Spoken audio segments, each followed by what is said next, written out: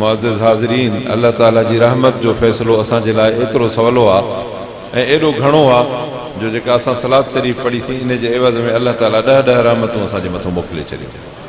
अल्लाह ताला शाल असांखे हमेशह सलात पढ़ण जी तौफ़ीक़ अता फ़रमाए ऐं सलात वारे साहिब जी मुहब्बत सची ऐं उन्हनि जे सुन्नत जी ताबेदारी नसीब फ़रमाए। यकीन ॼाणियो त इहा मुहब्बत ऐं इन सुन्नत जी ताबेदारी असांजे क़ब्र ऐं हशर ऐं क़यामत जे कामयाबीअ जी ज़मानत आहे।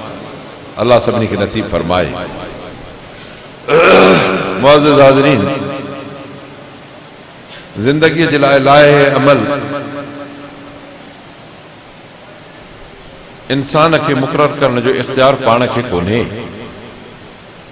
लाहे अमल इख़्तियार करणु अल्लाह ताला जो वसा, अल्लाह जी चूंडा, अल्लाह जी पसंदा, बाने खे उन ते अमल करणो आहे। अवां जॾहिं को तव्हांजी कम कारोबार जी जाइ हुजे, का फैक्ट्री हुजे, को कारखानो हुजे, का कम वारी जगह हुजे जंहिंमें 5, 10, 20, 50 मज़दूर तव्हांखे रखणा हुजनि, पोइ ॿुधायो त उन्हनि खे लाहे अमल ऐं तरीक़ेकार तव्हां मुक़ररु करे ॾींदव या पंहिंजी मर्ज़ी ते कमु कनि। ज़ाहिर का मालिक मुक़ररु करे ॾींदो, तव्हांखे हे कमु करिणो आहे, तव्हांखे हिते हीअ शइ खणणी आहे, या जेकॾहिं पोख आहे त तव्हांखे हिन क़िस्म जी उन में पोख करणी आहे, या जेकॾहिं दुकान कारोबार आहे त उनखे तव्हांखे हीअं हलाइणो आहे। इहो मालिक जो कमु आहे। मुलाज़िमनि खे उन मालिकनि जे तालीम ते सही नमूने सां तामील करण जो हक़ आहे। बाक़ी पंहिंजी हलाइण, मालिक जो चयो न मञणु, उनखे नज़र अंदाज़ करणु, इनखे नालाइक मुलाज़िम चइबो आहे। नालाइक मुलाज़िम खे को बि मालिक इख़्तियार न कंदो आहे, उनखे कढी छॾींदो आहे। अल्लाह शाल असांखे लाइक मुलाज़िम बणाए, पंहिंजो बानो बणाए। लाइक बानो इन जी निशानी इहा अथव त जेको अल्लाह जे अहकामात खे दिलि सां क़बूल, नालाइक जेको अल्लाह जे अहकामात खे पुठीअ पालो उछलाए छॾे। अल्लाह असांखे इन पुठीअ पालो उछलाइण खां बचाए। अल्लाह उन्हनि ते अमल करण जी तौफ़ीक़ अता फ़रमाए। हे क़ुर मजीद अल्लाह ताला जो अज़ीज़ान गिरामी, वक़्त बि इलाही थी वियो आहे ऐं अञा पोइ ते बि खोड़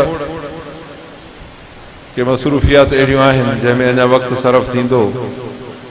इन जे करे जेके आयतूं क़ुर शरीफ़ जूं पढ़ियूं आहिनि, अल्लाह ताला इन्हनि जे तर्जुमे ऐं माना मतिलबु ऐं जेके अल्लाह ताला असांखां मुतालबा कया आहिनि उन्हनि खे सम्झण ऐं अमल करण जी तौफ़ीक़ अता फ़रमाए। माण्हू हिन अल्लाह जे क़ुर जी हैसियत में शक था कनि।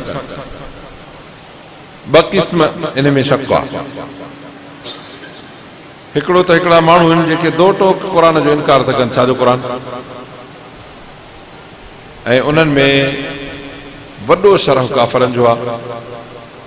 ईअं खणी सम्झे त 99.9% काफ़र आहिनि इन में, ऐं मुस्लमाननि मां हिकु 1-2% अहिड़ा माण्हू आहिनि जेके माण्हू हिन क़ुर मजीद खे मञण जे बजाय क़ुर मजीद जे हक़ानियत जो इनकार था कनि ऐं उन खे किताब था चवनि जेको पुराणो आहे।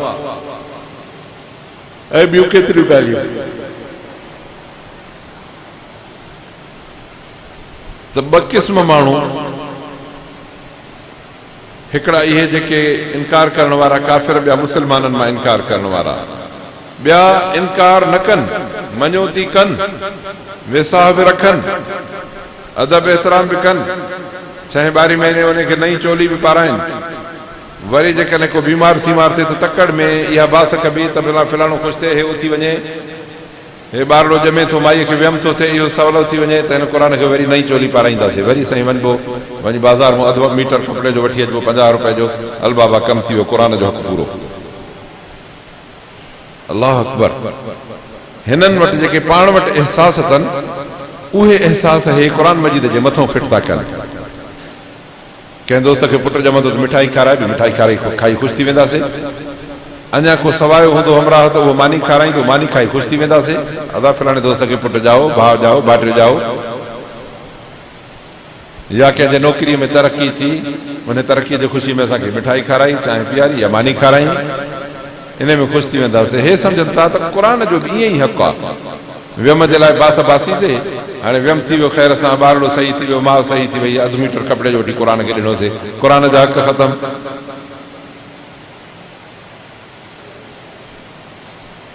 का तरक़ी थियणी ही ग्रेड वधणो हो नौकरीअ जो, हाणे नथो थिए, उन वक़्त बि क़ुर खे आसरो ॾिबो त चोली ॾिबी, वरी उहो कमु थी वियो त अधु मीटर क़ुर खे पाराइबो।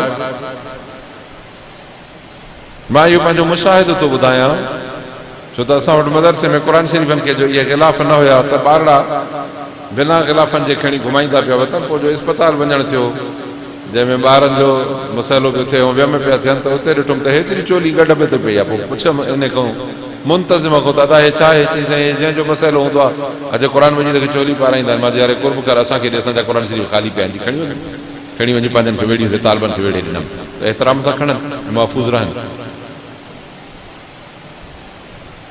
त मां अर्ज़ु कयुमि तव्हांखे मां पंहिंजो मुशाहिदो ॿुधायुमि त मुस्लमान असां अमली तौर ते क़ुर मञींदा आहियूं, पर उनखे हक़ इहो सम्झंदा आहियूं त असां वांगुरु इनखे बुख आहे।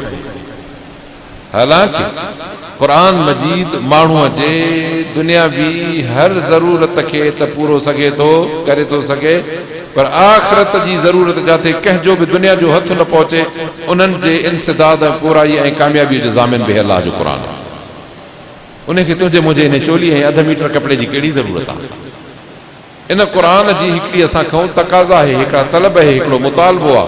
क़ुर जो मुतालबो इहो आहे त ओ अलाह जा बाना मुस्लमान, मूंखे पढ़, मूंखे पढ़ी ॾिस, मूं ते अमल कर, जेको कुझु अलाह मां में लिखियो आहे इहो सभु तुंहिंजे पासे ॾे ख़त आहे अलाह जो, तुंहिंजे लाइ इहो ख़त आहे।